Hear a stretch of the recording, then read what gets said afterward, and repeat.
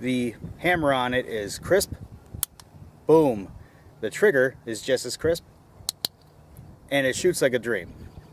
So this Bond Arms is just like any other Derringer.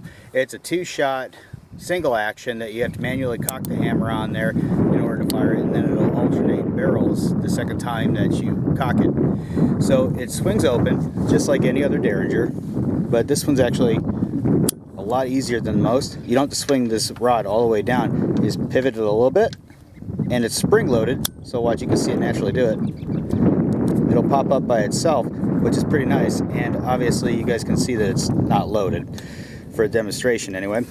And you can see the ejector is very rudimentary, the same, but this one is also going to be spring loaded. As you can see right here, you can push out, and then when you go to push the shells back in, the spring moves back and forth. And after you load it up, it locks up super easy. You don't even have to manipulate the rod again.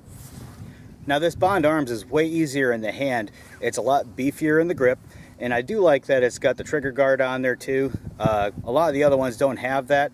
I am thankful that this one does. That way you can't accidentally bump the trigger or whatever. But anyway, this one actually, I probably would carry this as a CCW gun because it does cock just fine. The trigger does pull just fine. No problems. It loads up really simple, and on top of it, it's got some good stopping power with that 410 and 45 Colt. If you chose to use one or the other in both barrels, that's up to you. I would prefer to alternate a 410 in one barrel and then a 45 Colt in the other barrel. Now, due to its size, it is still a little bit of a thumper, but it's really not that bad.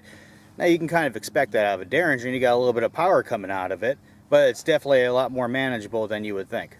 So let's go ahead and get started. I'm going to start off at about 5 paces, 5 yards, and see how the sights are on this thing. Now you can see it's actually got raised sights with that rear notch on there.